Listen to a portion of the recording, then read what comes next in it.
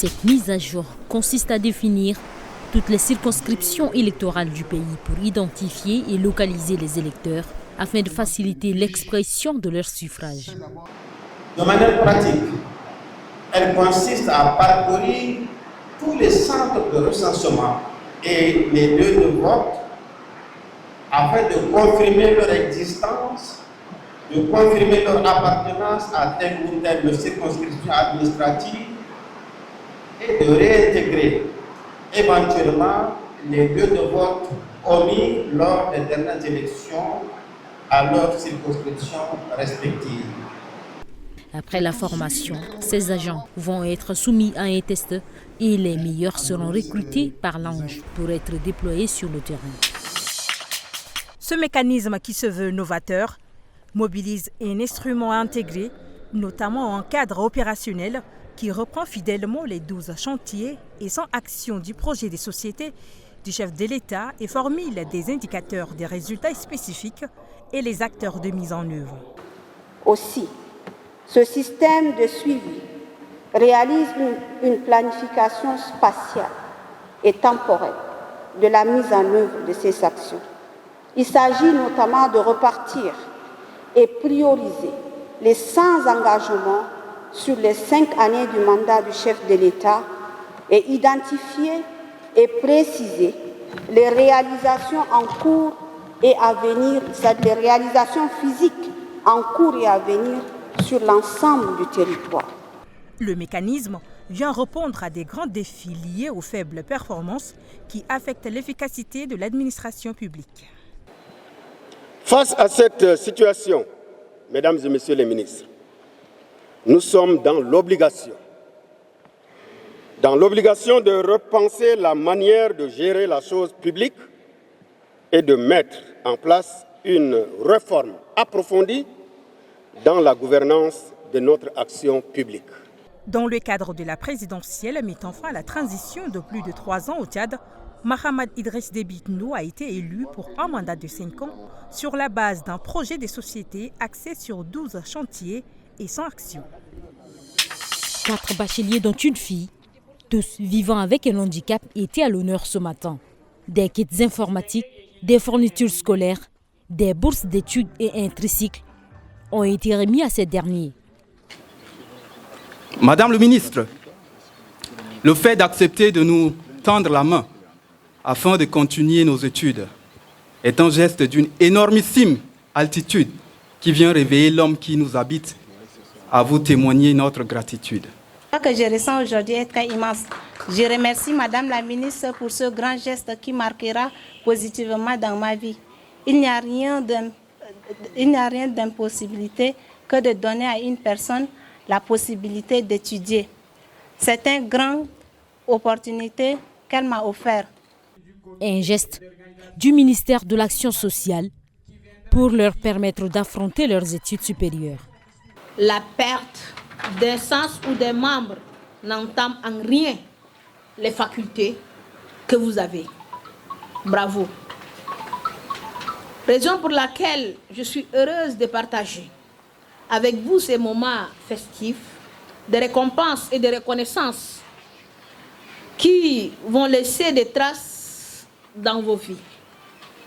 Vous devez mettre à l'esprit que c'est le début d'une nouvelle aventure qui vous mènera vers un avenir radieux si vous êtes ambitieux.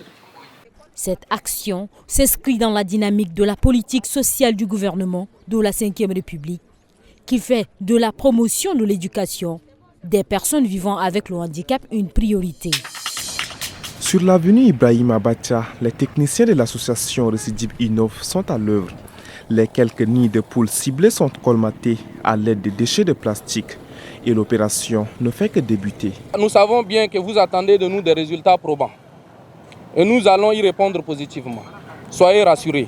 Bien qu'avec l'inondation planétaire de cette année, beaucoup de nos infrastructures sont malheureusement dégradées. Récidive Innov fera de son mieux pour colmater quelques artères primaires de la ville de N'Djamena. Le travail qui nous attend est certes dur, mais le plus dur, c'est d'observer sans agir. Le département en charge des infrastructures promet de diversifier les partenariats pour rendre les routes de la capitale praticables. Cette première phase d'opération de colmatage de nids de poules, qui sera mise en œuvre par l'association Récidov Innov, doit se poursuivre au fur et à mesure avec d'autres partenaires et ne doit s'arrêter. Toutes les rues de la capitale ne sont pas entretenues. Il faut rappeler qu'il est bon de construire de nouvelles routes, mais c'est encore mieux quand on les entretient régulièrement. L'opération de colmatage des nids de poules de quelques avenues de N'Djamena est actée par une convention d'un an entre le ministère des Infrastructures et l'association Récidib Innov. Contribuer à l'amélioration de la sécurisation des produits de la santé reproductive et de la planification familiale au Tchad, telle est la vision de l'atelier de formation en quantification des produits de la santé de reproduction couvrant la période 2025-2029. Élise Kakam, représentante adjointe de l'UNFPA au Tchad, souligne que les produits de la santé de reproduction constituent des éléments essentiels dans l'amélioration de la santé de la femme, de l'adolescent et des jeunes. Les produits de la santé de la reproduction constituent les éléments essentiels dans l'amélioration de la santé de la femme, des adolescents et jeunes. Ils doivent être à tout moment disponibles sur l'ensemble du territoire national et accessibles à toutes les Tchadiennes et Tchadiens. Le ministère de la Santé publique, conscient de cette nécessité, a fourni de grands efforts pour améliorer la chaîne d'approvisionnement des médicaments jusqu'au dernier kilomètre. La directrice générale de la planification de la coopération et de l'information du ministère de la Santé publique, Dr Narassoum Baïdoum, souligne que le Tchad reconnaît le droit fondamental de tous les individus à faire des choix éclairés et responsables sur le calendrier et l'espacement des naissances. Dans le cadre de ses engagements envers ces principes et objectifs, le Tchad vise à assurer l'accès universel aux méthodes de la planification familiale sûres, efficaces, abordables et culturellement acceptables. Il faut noter que cet atelier regroupant les acteurs des questions de la santé et de la reproduction durera 4 jours. Célébrée tous les 21 septembre, la Journée mondiale de la paix vise à encourager les individus à prendre conscience de l'humanité de chacun, mais aussi à cultiver les idées de paix dans l'esprit de chaque communauté, car la survie de ces dernières dans un territoire paisible et sans conflit en dépend. Cette année encore, l'association Salama Peace Initiative dédie toute une semaine pour commémorer cette journée. La Semaine mondiale de la paix est bien plus qu'un événement. Cette année est célébrée en dehors de N'Djamena, dans 5 autres provinces.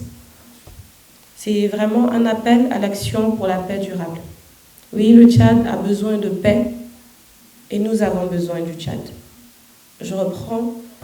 Oui, le Tchad a besoin de paix et nous avons besoin du Tchad. Sans un Tchad en paix, où serions-nous actuellement ? Des activités telles que les conférences débats sur les discours de haine, les formations sur la résolution des conflits et bien d'autres activités sont prévues durant cette semaine. Voilà nos revendications. Nous, on ne demande pas autre chose. C'est notre droit. Ils ne décolèrent pas, les retraités, malgré une plainte contre leur leader Blagué Jean Gaba pour trouble à l'ordre public. Ce matin, ils ont encore investi la Caisse nationale des retraités du Tchad et le ton reste le même. Ces syndicats-là sont affectés par la fonction publique ou par l'USC. Ou quoi? Pourquoi ils sont derrière le directeur pour nous faire souffrir de ces sortes? Ce que je vous demande, c'est ça. Nous sommes des travailleurs. Nous avons contribué pour notre pays, le Tchad. Et l'État nous a mis en retraite. Aujourd'hui, ce que nous sommes en train de faire ici, nous ne sommes pas venus pour perturber l'ordre public, ni qui que ce soit. Mais notre présence ici, c'est de revendiquer notre droit, notre dû, les aérés, s'il vous plaît. Ce n'est pas nous qui avons marqué ça dans nos carnets. C'est eux qui ont fait ça. Et ils ont reconnu que ce sont des aérés. Ils doivent nous payer. Nous sommes là pour ne pas tergiverser. Nous ne sommes pas là pour emmerder qui que ce soit. Ça, on n'accepte pas. On est tous derrière Blagué. C'est lui qui s'occupe de nos affaires. Pourquoi? C'est le droit de nos maris. Il faut qu'il nous paye nos droits. Plus de 2000 retraités revendiquent depuis le 30 août dernier leur pension non versée et le départ du directeur général de la Caisse nationale des retraités du Tchad. Les personnes que je venais, n'est-ce pas, de citer ne sont pas impliquées ni de loin ni de près dans la gestion de l'argent. La seule chose qui est demandée aux 3 associations, c'est de faire la programmation des victimes qui ont leur nom sur la liste établie par le ministère des Finances sur la base de l'arrêt de Dakar. Les difficultés majeures que nous rencontrons sont entre autres la lenteur dans la procédure de paiement des victimes. Cette lenteur nous pose énormément de problèmes au niveau de nos 3 associations. Depuis 3 jours, l'eau du fleuve Chari est sortie de son lit autant ici, le sommeil aux commerçants du marché Ngosso. Un marché situé dans le 9e arrondissement de la ville de N'Djamena. Et ce matin, munis des pelles et des sacs, les commerçants se sont organisés avec l'aide de la mairie pour empêcher l'avancée de l'eau. C'est l'eau du fleuve. Donc comme le digue là, c'est pas assez construit. Donc c'est déjà tombé. Donc l'eau là a essayé de casser ce digue là pour entrer et venir trouver l'autre caniveau, le digue de goudron qui vient de nouveau construit là. Et si on laisse ce digue là, on risque de perdre le marché. L'eau là, c'est le Chari en question même. Le Chari est rempli son orbite. Maintenant ça sort, ça va nous engloutir le marché. Le petit marché, c'est là où nous défendons, c'est là où on mange. Donc on n'a pas à rester bras croisés, laisser le marché englouti par l'eau. C'est pourquoi on s'est engagé. Les commerçants du marché, on s'est engagé à acheter le sac pour fermer certaines issues que l'eau coule. La population du 9e arrondissement vit avec la peur d'une nouvelle catastrophe comme celle de 2022. Cette situation tient en haleine les habitants et les autorités. L'eau continue de couler à flot à Bangor, emportant presque tout sur son passage. Des maisons détruites, des commerces fermés, des animaux désemparés et même ce cimetière est inondé. Des familles entières se retrouvent ainsi sans moyens de subsistance et sont contraintes de se réfugier dans des établissements scolaires comme ici au lycée Jacques Moudéina. L'inondation nous a pris maintenant là, toutes nos choses là c'est gâté. Maintenant on est resté comme ça, entre la main de Dieu seulement. Nous sommes vraiment exposés aux moustiques. Il n'y a pas vraiment à vivre. Ce jour quand on quittait là, nos vivres même sont tous péris dans l'eau, donc nous ne savons quoi faire. Ici, à ce que je vois, le lieu est très sale, surtout le WC. Ça dégage, on est d'ailleurs vraiment quand tu entres, ça sent pas bien là-bas.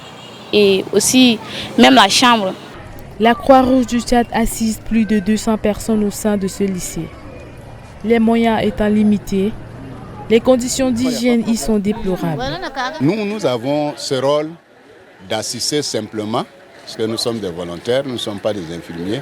Et à tout moment, les gens viennent avec les doléances pour dire que voilà, la personne est couchée, l'enfant est malade ici, l'enfant est en train de vomir, tout ça. Donc il y a beaucoup de cas de maladies. La ville de Bangor compte près de 20 sites de sinistrés. Avec les fortes pluies qui continuent d'être enregistrées, l'on craint la propagation des maladies. Le marché moderne de Bangor est inondé, contraignant nombre de ses occupants à se déplacer. À défaut de trouver un endroit commode, c'est ici, au bord de la route nationale, que ces vendeuses se sont installées. Une situation qui fait tourner leurs activités au ralenti. Avant là, on est au marché moderne. L'eau, la ville a ramassé nous tous. Nous sommes s'ouvrir. Maintenant, nous sommes venus dans la goudron là. Il n'y a pas marché comme avant. Il n'y a même pas le marché. Les gens veulent manger, mais ils n'ont pas l'argent. Ils ont gagné ces faits de mois là pour ramasser les choses pour courir avec. Regardez l'eau là. Pour quitter ici, partir au marché moderne même avec le pirogue. On est en train de souffrir comme ça à Bangor. Si l'État ne nous regarde pas là, on est tellement souffrance. À Bangor, les impacts négatifs des inondations sont ressentis dans plusieurs secteurs d'activité. Le malheur des uns fait le bonheur des autres, dit-on. Ici, à Bongor, cette sagesse prend tout son sens au détriment des mototaxis. Les clandomènes, très sollicités auparavant, ont vu leur chiffre d'affaires chuter. À l'origine de l'ère des boires, la forte pluviométrie. Bongor est quasiment dans l'eau. Une grande partie de la ville est inondée. Conséquence, impossible de se déplacer à moto dans des quartiers comme Golontougou, Fordamba, Berena. Les habitants ont opéré un choix par défaut, la pirogue. Notre activité même c'est bloqué. Pour avoir 1000 francs, c'est difficile pour avoir ça. Maintenant nous sommes comme ça devant le goudron. Il n'y a pas qu'il y a peut-être tu vas rester presque 2 ou 3 heures de temps pour avoir une client pour le déplacer. Avant, parfois on peut finir à 5 000, 6 000, 7 000, ça arrive quoi. Ça arrive. Et dans ces derniers temps-là, parfois pour trouver un 2 000, 3 000, là, c'est pas facile. Ce phénomène-naturel-là, ça nous a vraiment impacté négativement. Parce que nous sommes ce service qui nous nourrit de jour en jour. Mais aujourd'hui, pour ne serait-ce que trouver un 100 francs, c'est difficile. L'essentiel des déplacements à l'intérieur de Bongor est désormais facilité par les pirogues. Les clandomènes reviendront au plus fort de leur forme après les retraits des eaux.